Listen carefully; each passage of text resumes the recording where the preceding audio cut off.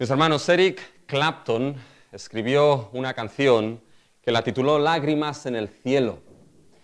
Y dijo lo siguiente, ¿sabrías mi nombre si te viera en el cielo? ¿Sería lo mismo si te viera en el cielo? Debo ser fuerte y seguir adelante porque sé que de momento no pertenezco aquí en el cielo. ¿Sostendrías mi mano si te viera en el cielo? ¿Me ayudarías a estar de pie si te viera en el cielo? Encontraré mi camino a través de la noche y el día, porque sé que simplemente no puedo quedarme aquí en el cielo.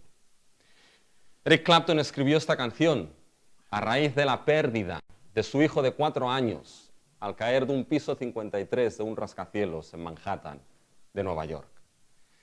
Y Eric Clapton escribió esta canción como lamento, como un lamento que expresaba la tristeza profunda de su corazón frente a la terrible realidad de la muerte de su hijo de 4 años. Y expresó ese dolor y esa tristeza con esta canción, con este lamento. Y esto, mis hermanos, es precisamente lo que nos encontramos en estos versículos que se han leído del segundo libro de Samuel, el capítulo 1, y los versículos del 1 al 17. Del 17 al 27, perdón. Nos vamos a enfrentar, mis hermanos, con lo que es el lamento de David. El lamento de David frente a la realidad de la muerte de Saúl y Jonatán. El lamento de David, mis hermanos, que nos va a enseñar algo. Nos va a enseñar, mis hermanos, la realidad del lamento en la vida del creyente cuando la muerte hace acto de presencia. Y nos enfrentamos con un texto, mis hermanos, que es triste. Con un texto, mis hermanos, que no es agradable en algunos puntos. Con un texto, mis hermanos, que en algunos puntos la traducción es bien difícil. Pero un texto, mis hermanos, que vamos a ver que al final, aún y el lamento frente a la realidad de la muerte en la vida del creyente, se abre, mis hermanos, una esperanza gloriosa. Así que tengan sus Biblias abiertas en mis hermanos, segundo libro de Samuel, capítulo 1, y los versículos del 17 al 27. Y vamos a ver este lamento de David. Y lo vamos a ver, mis hermanos, desde 3 puntos en el día de hoy. Primero veremos la introducción. La introducción que nos muestra el propósito del lamento en la vida del creyente. Después veremos, mis hermanos, el contenido. El contenido que nos enseña el vacío del lamento en la vida del creyente. Y tercero veremos, mis hermanos, el lamento que nos abre el reino que cambia el lamento en baile en la vida del creyente. Vamos a ver esos 3 aspectos del lamento de David. Primero, la introducción. La introducción nos muestra, mis hermanos, lo que es el propósito del lamento en la vida del creyente. Y cuando nos preguntamos cuál es el propósito, la respuesta, mis hermanos, es enseñarnos el lugar legítimo del lamento frente a la muerte. Nos va a enseñar el lugar legítimo en la vida del lamento, mis hermanos, cuando la muerte se presenta. Y esto lo vemos a partir del versículo 17. En realidad, todo lamento son los versículos del 17 al 27. Y debemos recordar un poquito de dónde venimos, mis hermanos. Acuérdense que los versículos anteriores, el contexto anterior a este lamento, el amalecita se presentó a David y le informó precisamente de lo terrible que había acontecido en los montes de Gilboá. Le informó que Israel había caído, pero sobre todo y de manera específica, el amalecita le informó de que Saúl y Jonatán habían muerto. Fíjense, mis hermanos, en ese mismo capítulo, en el versículo 4, David le dijo, ¿qué ha acontecido? Te ruego que me digas. Y él respondió, el pueblo huyó de la batalla y también muchos del pueblo cayeron y son muertos. También, y aquí estaba el énfasis, aquí estaba lo específico, también Saúl y Jonatán, su hijo, murieron. Estas son las noticias que David recibió. Y es importante entender, mis hermanos, y no perder de vista que Saúl, el rey de Israel, había muerto. porque todavía, mis hermanos, era el rey de Israel.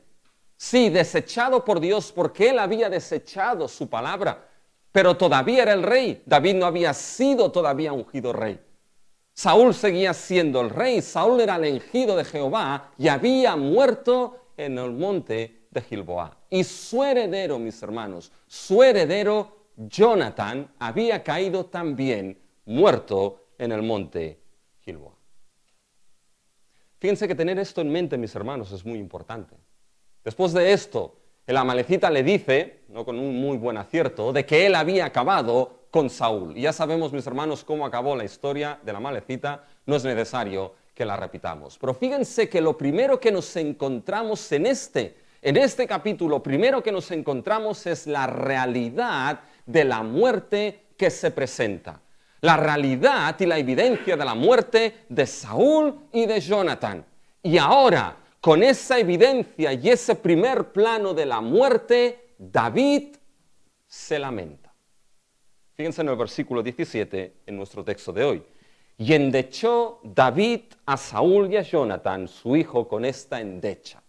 Bueno, la verdad es que la traducción de la Reina Valera es un tanto extraña. Endechó David con esta endecha. ¿Ya? La verdad, evidentemente, no es una palabra que se utilice mucho hoy en día. Yo me pregunto si los jóvenes alguna vez han utilizado la palabra endecha en su vida. ¿Ya? Incluso algunos que no son tan jóvenes, no sé si han usado alguna vez la palabra endecha, ¿ya?, en su vida. Bueno, ¿qué es lo que significa? ¿Qué es una endecha, mis hermanos? Una endecha es una elegía. Y nos quedamos igual, mis hermanos, con esta palabra. ¿Ya? Pero básicamente, ¿qué es una endecha? Una endecha, mis hermanos, es un lamento. Básicamente esto es lo que es una endecha. Es un lamento. Es la expresión, mis hermanos, de lo que es tristeza y dolor profundos en el alma.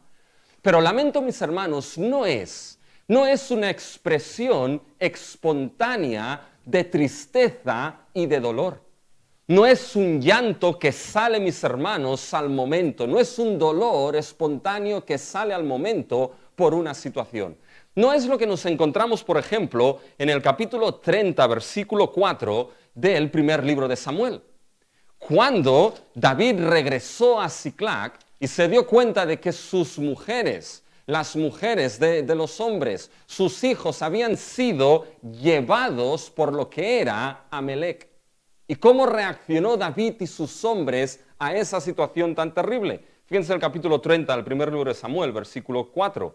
Entonces David y la gente que con él estaba alzaron su voz y lloraron hasta que les faltaron las fuerzas para llorar.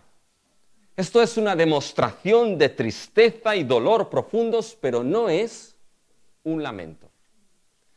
Técnicamente, mis hermanos, el lamento es una expresión formal de la tristeza y del dolor.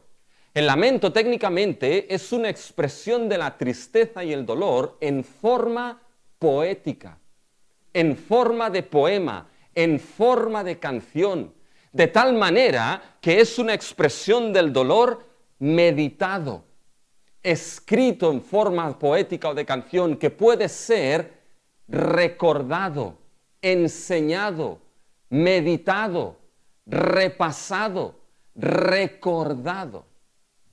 Fíjense que hay un autor, mis hermanos, Del Ralph Davis, que define el lamento de una manera que me encanta. Me dice, el lamento es la expresión meditada de la tristeza.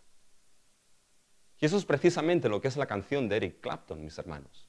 Es una expresión en forma poética y de canción meditada de la tristeza por la pérdida de su hijo. Fíjense, mis hermanos, que el lamento lo que es el vehículo que permite a la mente meditar sobre esa tristeza y dolor. El lamento es el vehículo que permite, mis hermanos, a lo que son las emociones expresarse en forma poética o en cántico, expresar el profundo dolor y tristeza que hay en uno. Y esto es el lamento de David en nuestro texto de hoy. Es precisamente esa expresión meditada, de manera poética y en canto, del dolor y la tristeza cuando la muerte se presentó. Y fíjense que el texto es enfático. Enfatiza que David se lamentó. Miren el versículo 17. Y endechó, cambiemos la palabra, se lamentó David, a Saúl y a Jonatán, su hijo, con este lamento. Literalmente, mis hermanos, el texto, cuando lo coges de manera literal, en el original, dice lo siguiente: David se lamentó con este lamento. Se lamentó con este lamento. Y fíjense que a nuestros oídos, hablarlo así, se lamentó con este lamento, ¿suena a qué? Suena, mis hermanos, muy repetitivo. Se lamentó con este lamento. Para nosotros suena repetitivo, pero mis hermanos, ¿cuál es el objetivo de esta repetición? Se lamentó con este lamento. Tiene dos propósitos, dos objetivos aquí. Esta repetición, mis hermanos, enfatiza, es decir, su intención es enfatizar que David verdaderamente se lamentó por la muerte de Saúl y Jonatán. Esa repetición lo que hace, mis hermanos, es poner todo el peso sobre la realidad de que el corazón de David, mis hermanos, estaba lleno de dolor y de tristeza por esa muerte y la expresó con ese lamento. Es muy parecido, mis hermanos, a las expresiones que tenemos, es decir, subir, arriba, bajar, abajo, ¿ya? Y uno te dice, bueno, ¿dónde vas a subir si no arriba? ¿Dónde vas a bajar si no abajo? ¿No? Lógico, ¿no? Bueno, mis hermanos, esto es lo que se llama un pleonasmo, es una figura de lenguaje, donde se pone algo que no se necesita. Uno ya entiende que sube arriba y que baja abajo, ¿ya? Si orientadamente está bien, mis hermanos, ¿ya? Ya se entiende. ¿Se pone para qué? Se pone para que haya énfasis, para enfatizar algo en el mensaje. Y aunque esto del versículo 17 no es exactamente esta figura de lenguaje, sí que el propósito es exactamente el mismo. Es enfatizar, que el peso recaiga en darnos cuenta de que la muerte generó en David, ¿qué, mis hermanos? Generó lamento.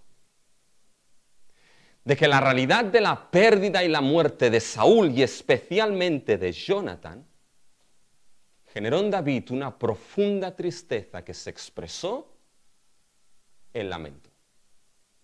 Por tanto, fíjense, hay algo que aquí parece obvio, pero que no podemos obviar, mis hermanos. Que el lamento profundo de David es el resultado directo de la presencia de la muerte. Y esto nos muestra algo, mis hermanos, que no podemos perder de vista.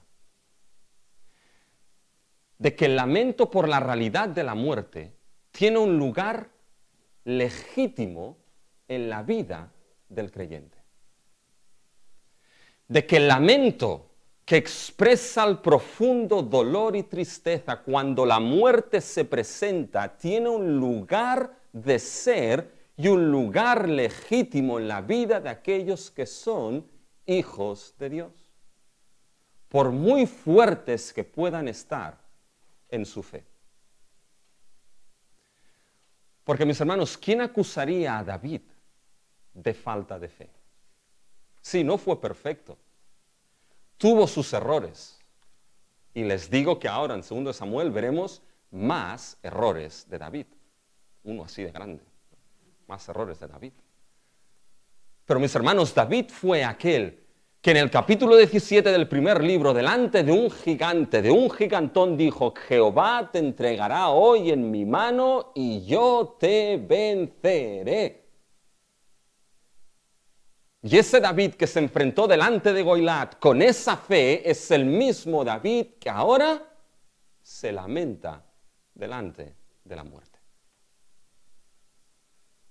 Esto nos muestra que el lamento por la muerte en el creyente tiene un sitio de ser, una razón de ser y un sitio legítimo, mis hermanos. No muestra falta de fe. Si no saben qué, quizá les puede sorprender, mis hermanos, lo que ahora les voy a decir. Pero el énfasis en el lamento de David nos muestra ese lugar legítimo y correcto del lamento en la vida del creyente. Pero, mis hermanos, es que el creyente es aquel que mejor puede lamentarse por la realidad de la muerte. Fíjense que hay un predicador que en base a este texto, se llama Alistair Begg, el predicador, dijo lo siguiente, algo me llamó la atención. Dice, el creyente es el que mejor debe gozar la vida y es el que mejor debe lamentarse frente a la muerte. Y puede ser chocante, mis hermanos, esto.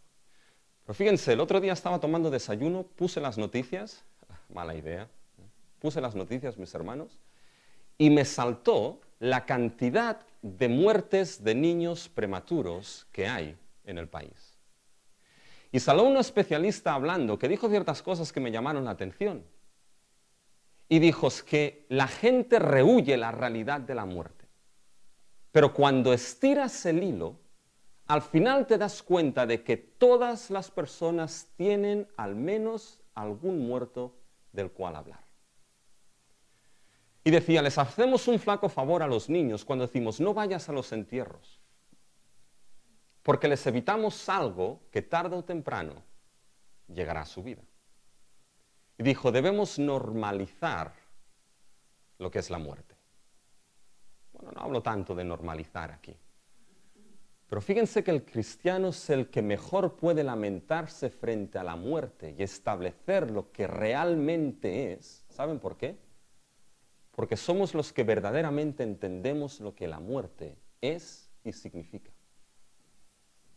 Porque entendemos, mis hermanos, de que la muerte no es algo natural, mis hermanos. Porque entendemos de que la muerte, mis hermanos, es la sentencia por nuestro pecado. Porque entendemos que la muerte, mis hermanos, es la declaración de que somos pecadores. Porque entendemos de que la muerte, mis hermanos, es la declaración universal de que el ser humano es pecador delante de Dios y que no hay justo ni aún uno. Y que la paga del pecado es muerte. Y fíjense, mis hermanos, que somos los que mejor podemos lamentarnos porque entendemos esto. Incluso el Señor Jesús, el Hijo de Dios, mis hermanos, aunque no fue un lamento, pero delante de la tumba de Lázaro, mis hermanos, Cristo lloró. Hubo tristeza y dolor en el corazón de nuestro Señor Jesucristo, aun y cuando sabía que en breves momentos resucitaría a su amigo. Pero llanto y dolor, mis hermanos, delante de la tumba por la tristeza de lo que verdaderamente la muerte es. No vamos nosotros, aquellos que seguimos los pasos de Cristo, a verdaderamente lamentarnos cuando la realidad de la muerte se presenta.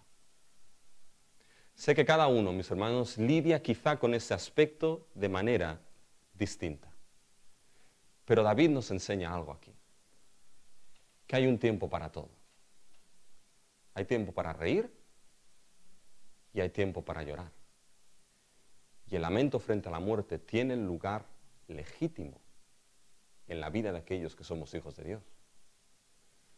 Pero se lamentó con este lamento. Hay otro aspecto ahí. No solamente es enfático, el lamento fue el resultado de esa muerte, sino que hay una especificación. Fíjense que el texto dice, como se lo he traducido, se lamentó con este lamento. Eso es importante. Se lamentó con este lamento, no con otro lamento, sino con este. El lamento que está descrito en los versículos del 18 hasta el 27. Con este lamento específico se lamentó David. ¿Y por qué esta especificación es importante? ¿Saben por qué? Porque la especificación de este lamento nos lleva a la especificidad del propósito que tiene este lamento. Este lamento tenía un propósito claro. Fíjense el versículo 18. Y dijo que debía, escuchen bien, enseñarse a los hijos de Judá. ¿Qué debían mis hermanos hacerse con este lamento? El lamento escrito en forma poética debía enseñarse. Era un lamento que debía aprenderse. Era un lamento, mis hermanos, que tenía un carácter pedagógico, un carácter de enseñanza. Por eso se escribió, mis hermanos, ¿dónde? Fíjense que nos lo dice. Y dijo que este lamento Y dijo que debía enseñarse a los hijos de Judá, he aquí que está escrito en el libro de Jaser. Bueno, ¿cuál es ese libro, mis hermanos? No lo sé. ¿Ya? Solamente aparece mencionado en Josué 10:13. Y parece ser, mis hermanos, que era un libro que describía ciertos acontecimientos o victorias de Israel. ¿Ya? Y que ahí se escribían victorias y derrotas, mis hermanos. No lo sé, pero ¿saben qué? Esto, mis hermanos, del libro de Jaser da para una película de Indiana Jones. En busca del libro perdido de Jaser. ¿Ya? Qué pena que la saga ya se haya acabado porque es que el pobre Harrison Ford ya no da. ¿Ya? Pero fíjense, mis hermanos, que se escribió en el libro de Jaser. ¿Y por qué se escribió ahí? ¿Por qué quedó esto escrito en papel, mis hermanos? Bueno, el papel de aquel tiempo. ¿Ya? ¿Por qué quedó escrito, mis hermanos? Para que se enseñase a los hijos de Judá. Y los hijos de Judá, mis hermanos, pudiesen cada cierto tiempo volver al libro de Jaser y pudiesen leer ese lamento y ese poema. Pudiesen recordar lo que la muerte de Saúl y Jonatán significó en el monte Gilboá. Pudiesen aprender de la enseñanza que esa muerte significaba en su vida. Y esa muerte, mis hermanos, hiciese algo para ellos. Pusiese en perspectiva su vida presente y, mis hermanos, su historia. Pudiesen aprender de esa muerte y lo que significaba. Llegaran al libro de Jaser y leyesen el canto del arco escrito en el libro de Jaser. Y sí, han escuchado el canto del arco. Porque así es como aparece en el original. El canto del arco. Bueno, la palabra canto no aparece, aparece solamente la palabra arco. Este lamento se dijo que se enseñase a los hijos de Judá, arco, escrito en el libro de Jaser. Parece ser que el arco era el título del cántico, el título del lamento. Y uno se pregunta, ¿por qué añade la palabra arco aquí David? Bueno, quizá, mis hermanos, porque vamos a ver cómo el final de ese lamento recae sobre Jonatán. Y si se dan cuenta, mis hermanos, en lo que es ese lamento se menciona básicamente lo que es el arco de Jonatán en el versículo 22. El arco de Jonatán no volvía atrás. Ese arco que salvó la vida de David, ¿se acuerdan con las flechas? Si caen aquí, pues haz esto, si caen allá, haz otro. Pero saben, hay otra razón por la cual quizá pone el título, el canto del arco. Y tiene que ver con el cántico de Ana en el primer libro de Samuel. Pero esto lo veremos, mis hermanos, al final del texto, del mensaje. Pero fíjense que llegados a este punto, ¿qué nos enseña, mis hermanos, el lamento? Nos enseña, fíjense, ese lugar legítimo del lamento en la vida del creyente frente a la muerte, pero nos enseña, mis hermanos, que ese lamento escrito frente a la muerte tenía el propósito de no olvidar ese evento, de no olvidar esa muerte, de aprender de lo que esa muerte de Saúl y Jonatán significaba para la vida de Israel, para la historia de Israel, de no ir más allá de esa muerte y olvidarse de ella. ¿Y saben qué? Aquí entonces vendría alguien, mis hermanos, y llegaría David con su manual de autoayuda. Y entonces le diría a David, no has superado esto, ¿eh? No has superado la muerte de Saúl. No has superado la muerte de Jonatán.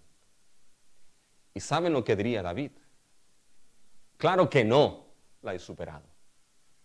Claro que no la he superado. Por eso la he dejado escrita en el libro de Jaser. Claro que no se ha superado, porque no quiero que Israel y los hijos de Jehová, de Judá, se olviden de que Saúl y Jonatán murieron. No quiero que se olviden de esa muerte, porque esa muerte va a poner en perspectiva su vida e historia presente. Porque ¿saben qué, mis hermanos? Hay muertes que no se olvidan, ¿eh? que uno aprende a vivir con ellas, pero que no se olvidan. En mi experiencia personal, mis hermanos, la muerte de mi madre no la he olvidado. Y ciertos aspectos no están superados. Pero he aprendido a vivir con ella. Y he aprendido a fortalecerme en el Evangelio. Y he aprendido a fortalecerme en la esperanza que Cristo me da. ¿Y saben qué, mis hermanos?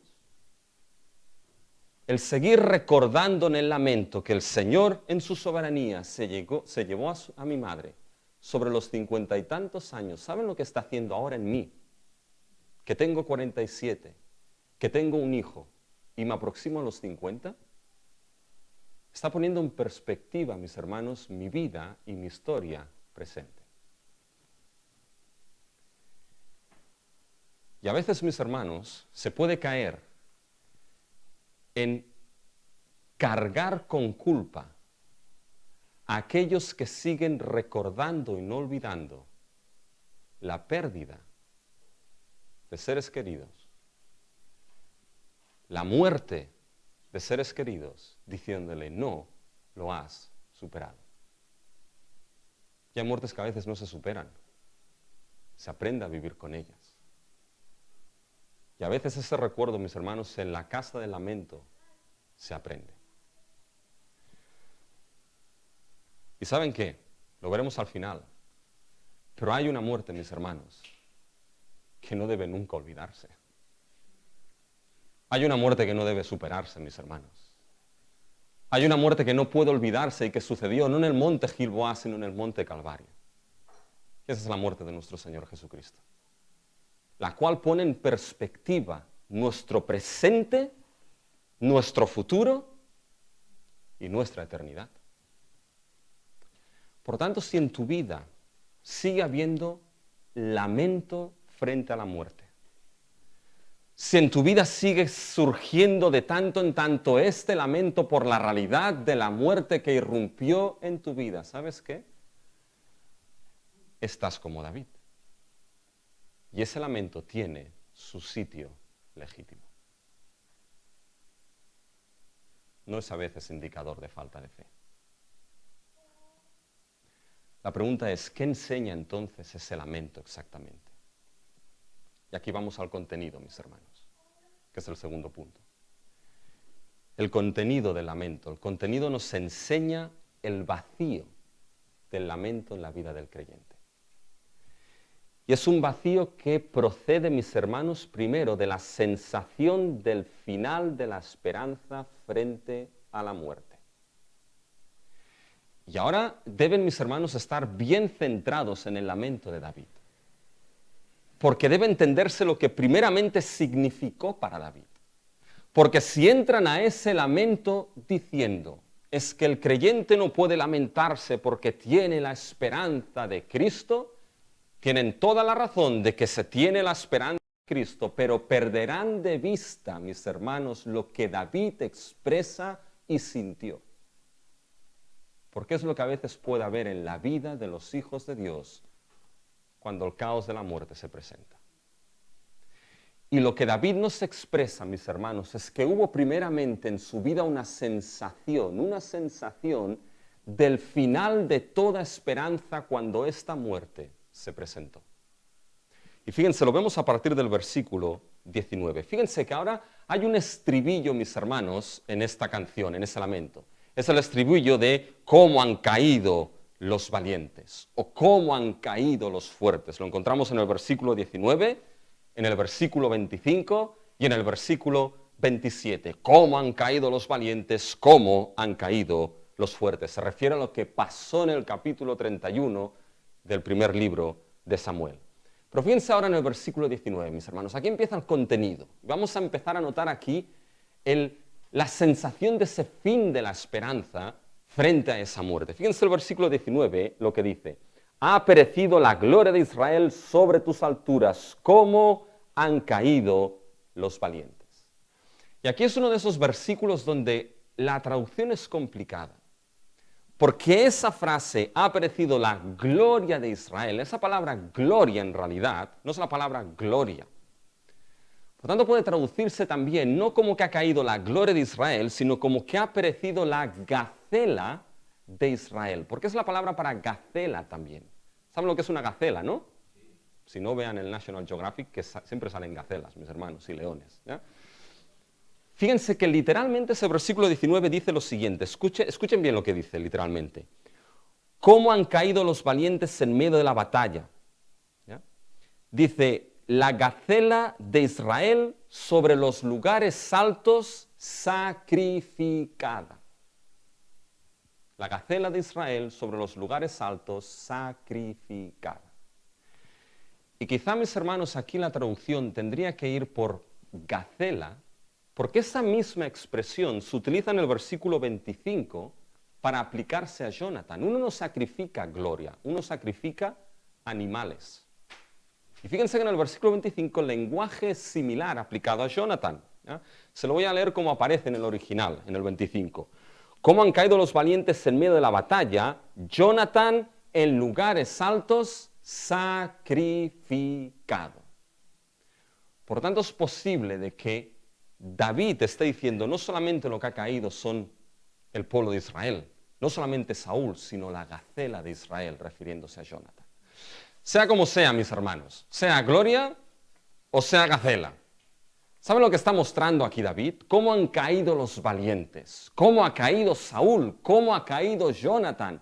Y cayendo Saúl y cayendo Jonathan, mis hermanos, ¿qué más caía en el monte de Gilboa? ¿Saben lo que caía, mis hermanos? Caía toda esperanza. Porque Saúl, mis hermanos, todavía sustentaba ese reino.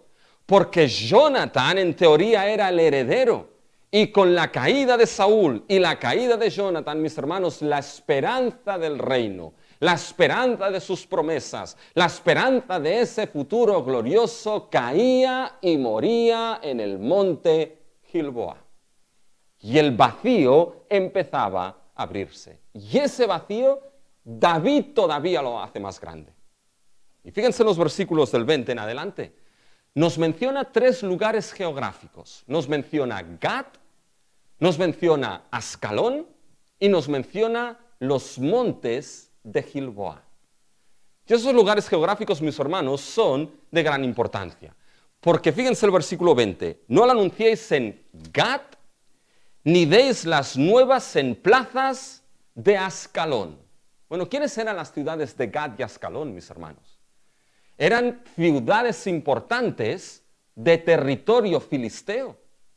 Eran ciudades, mis hermanos, de territorio enemigo.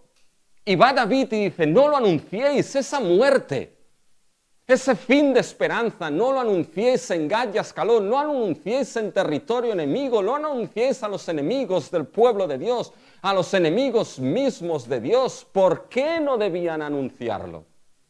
Fíjense que lo dice el texto. Versículo 20.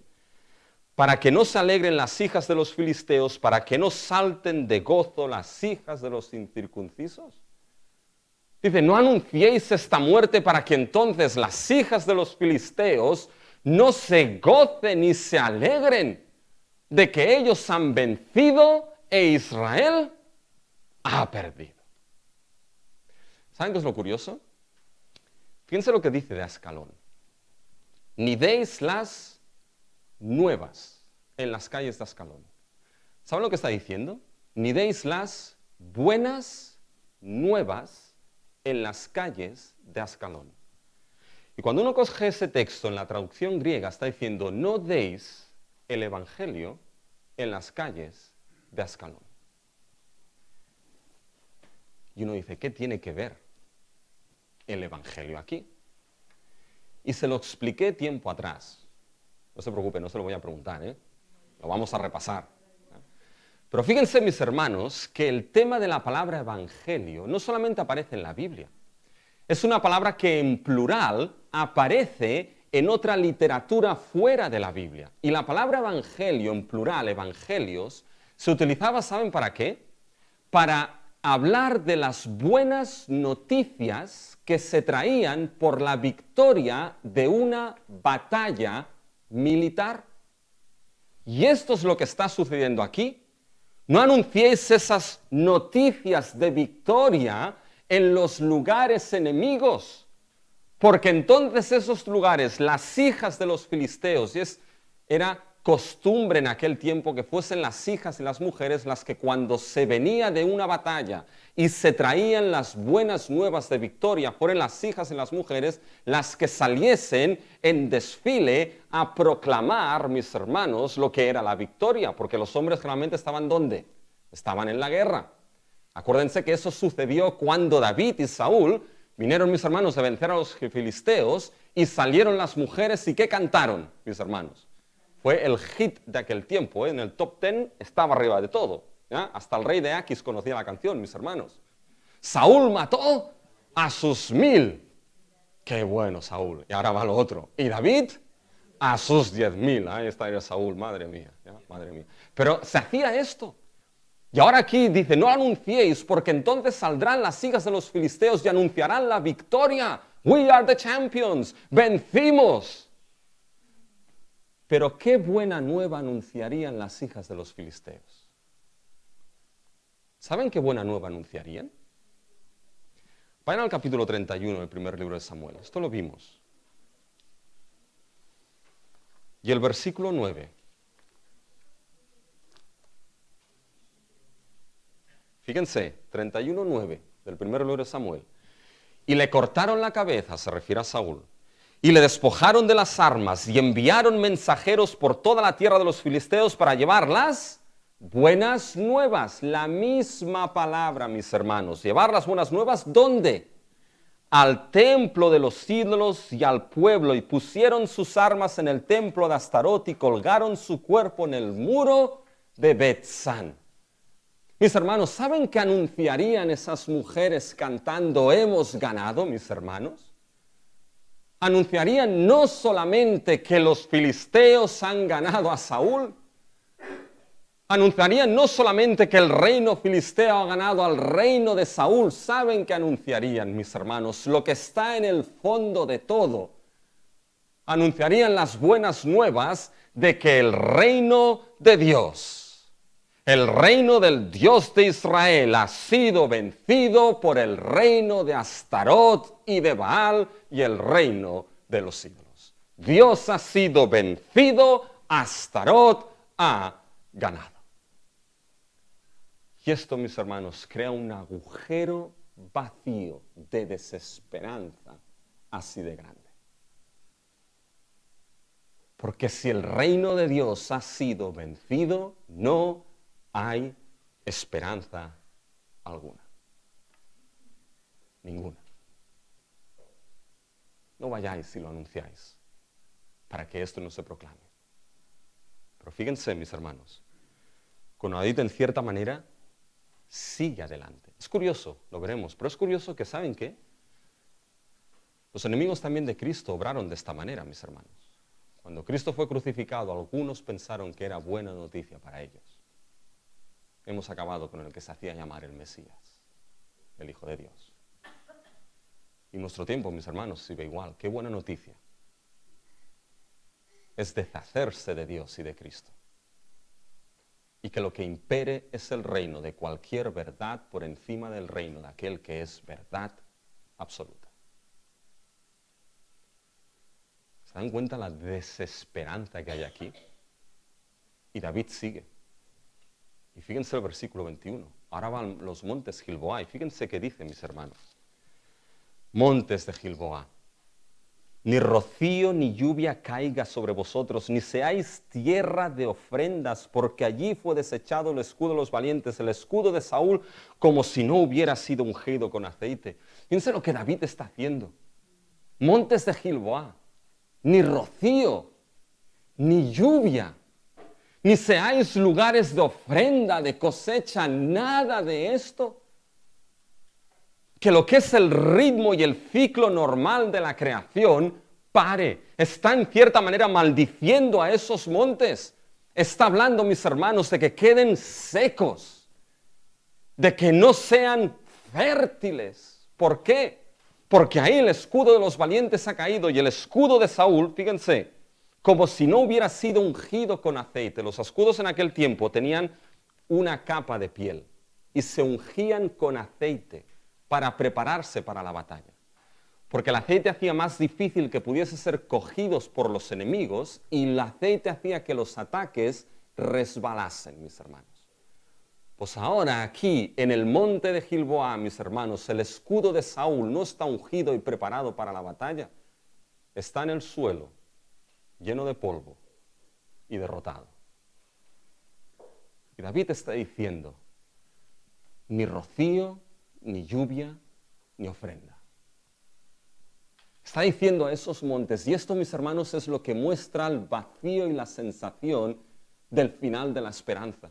David, en cierta manera, aquí está diciendo, pero ¿cómo es posible que el rocío, que la lluvia, que el grano siga su curso con lo que ha pasado aquí? ¿Cómo es posible que todo siga normal con lo terrible de lo que ha pasado en este monte? ¿Cómo es posible que nadie se dé cuenta de la terrible muerte que ha sucedido aquí arriba? David está diciendo, pare todo. ¿No veis lo terrible de lo acontecido y lo que hemos perdido en este monte? Que todo pare porque no hay esperanza de nada. Incluso la posible esperanza que podía verse fue una esperanza ilusoria, pasajera. Porque algo de victoria hubo, mis hermanos. Algo hubo. Fíjense a partir del versículo 22. Sin sangre de los muertos, sin grosura de los valientes, el arco de Jonatán no volvía atrás, ni la espada de Saúl volvió vacía. Fueron Saúl y Jonatán amados y queridos, inseparables en vida, tampoco muerte. Fueron ligeros como águilas, fuertes como leones. Hubo cierta victoria, el arco. Ese arco de Jonatán no volvió atrás, se llevó a algunos por delante. Y la espada, mis hermanos, de Saúl no volvió vacía. Se llevó a algunos filisteos por delante, pero al fin y al cabo, ¿de qué sirvió esto? Díganme, ¿de qué sirvió esto? De nada.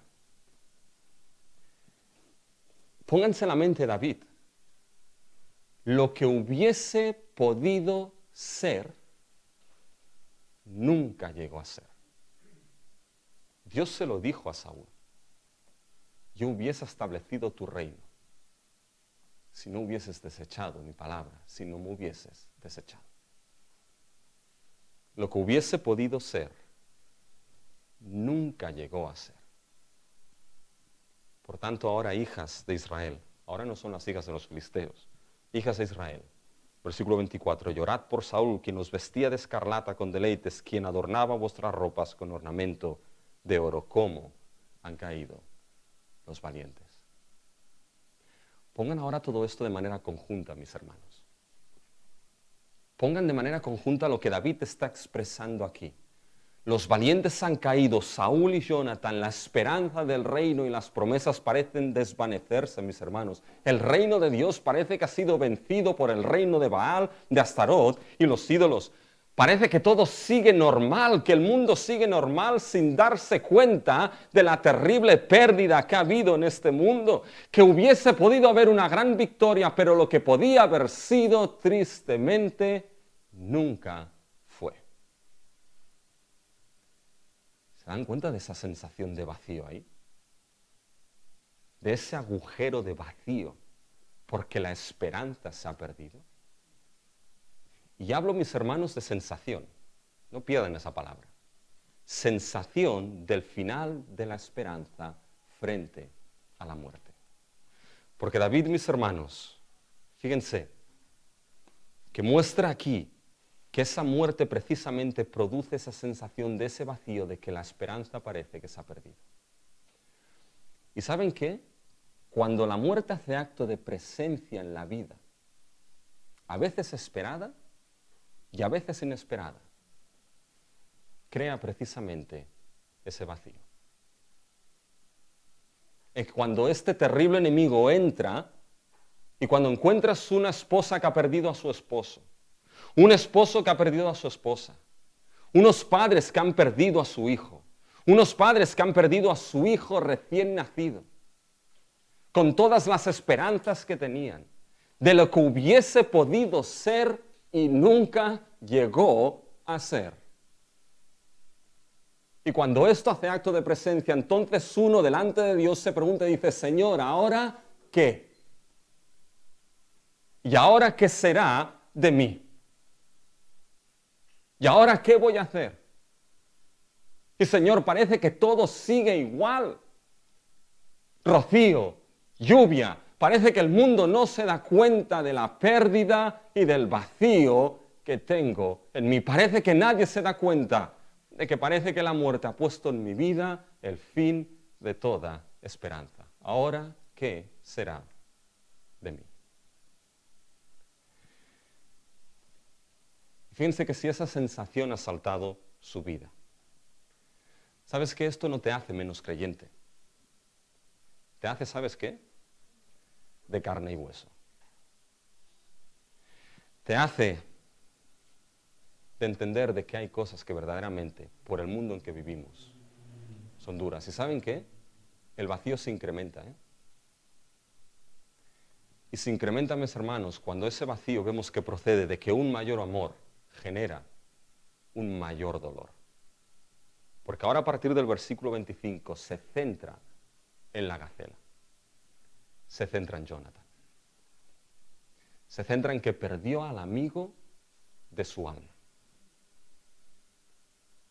Y lo expresa con una imagen de que el amor de Jonathan era mucho mejor que el amor de las mujeres. Fíjense el versículo 25. ¿Cómo han caído los valientes en medio de la batalla?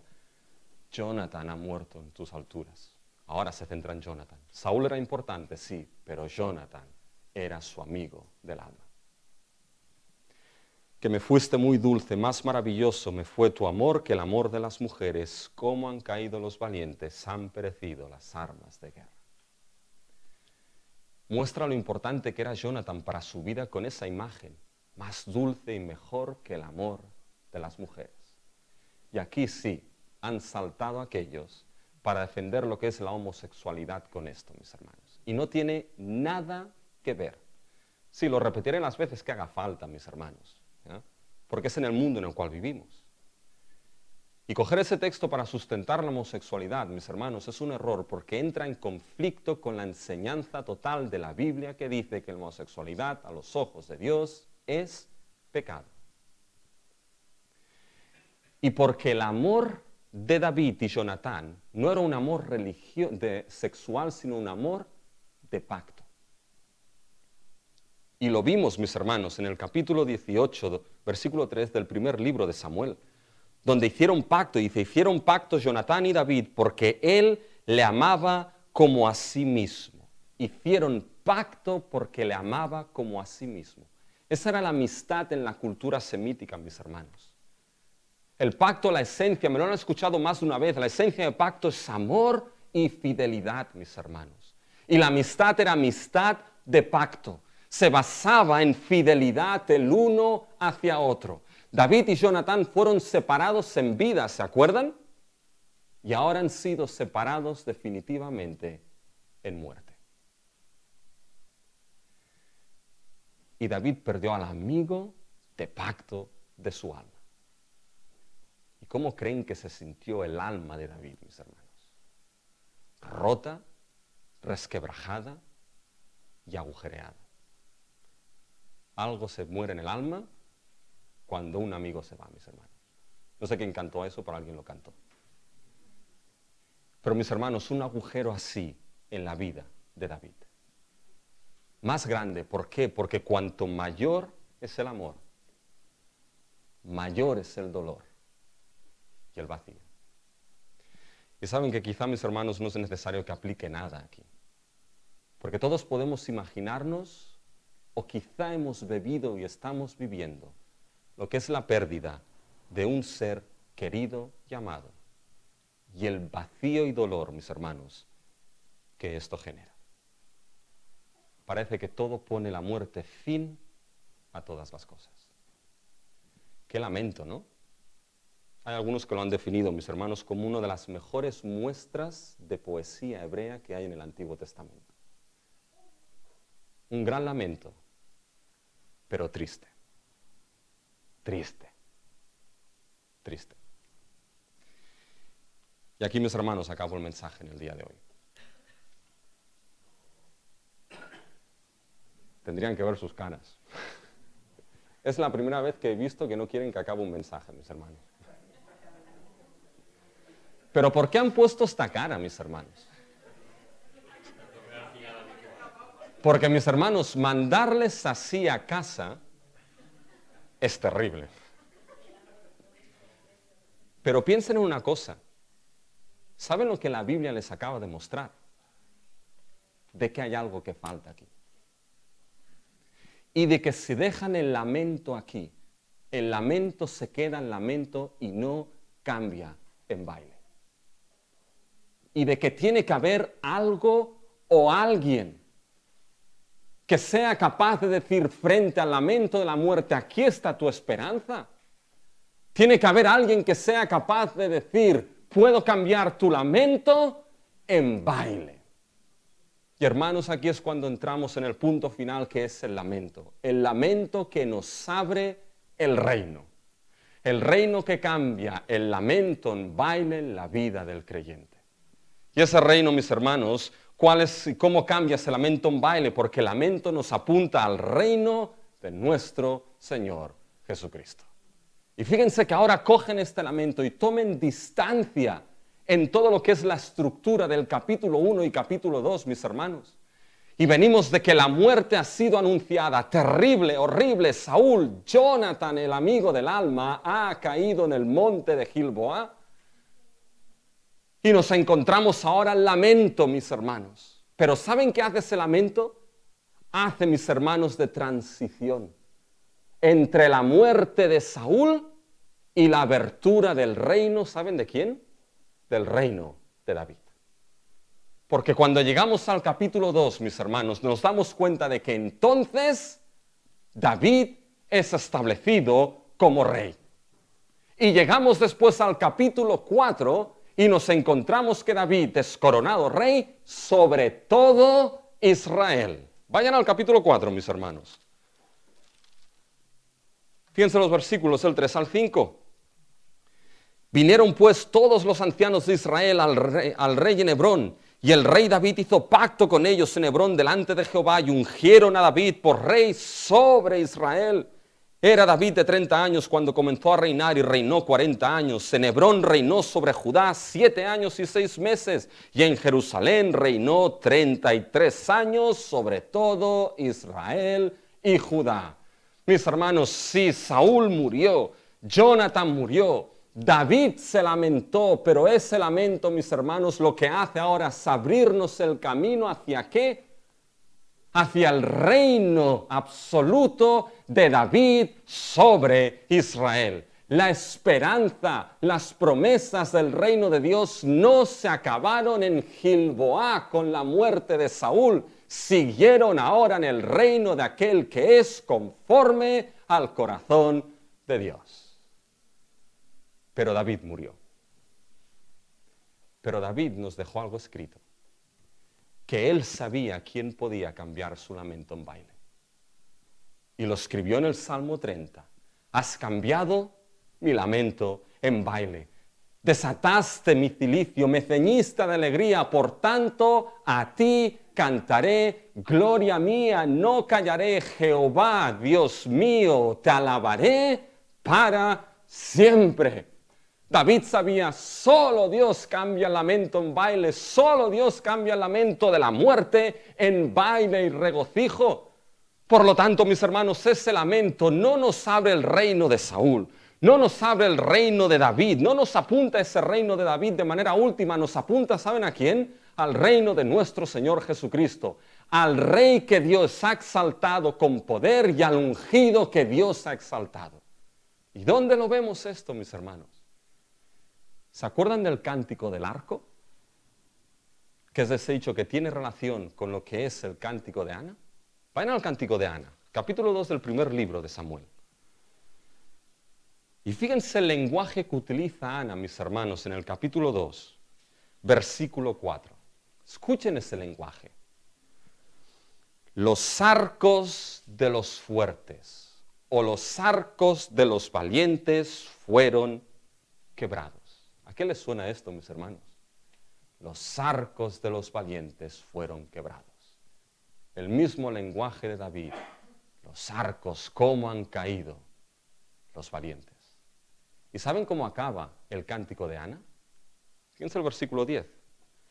Delante de Jehová serán quebrantados sus adversarios, y sobre ellos tronará desde los cielos. Jehová juzgará los confines de la tierra, dará poder a su rey y exaltará el poderío de su ungido. Ana ve que llegará el momento que Dios exaltará el poder de su rey y exaltará su ungido. David nos lleva un poco más cerca a ese rey y a ese ungido que Dios exaltará. Y llegamos al Nuevo Testamento y nos llega el ungido de Jehová, el Rey de Reyes, que es nuestro Señor Jesucristo, que abre ese reino de perdón y salvación. ¿Y cómo llega esto a nuestras vidas? Fíjense que hemos visto que el lamento tiene lugar legítimo en nuestra vida frente a la muerte. Y hemos visto que hay muertes que no pueden olvidarse. Pues mis hermanos, la muerte en un monte que no puede olvidarse es la muerte de nuestro Señor Jesucristo. Porque ¿cómo voy a olvidarme? ¿Cómo vas a olvidarte de aquel que dio su vida en tu lugar? ¿Cómo vas a olvidarte de aquel que en aquella cruz cargó tu pecado, por terrible, oscuro, secreto y profundo que sea? ¿Cómo te vas a olvidar de la muerte y superar la muerte de aquel que murió por ti y dijo, Padre, perdónalos porque no saben lo que se hacen?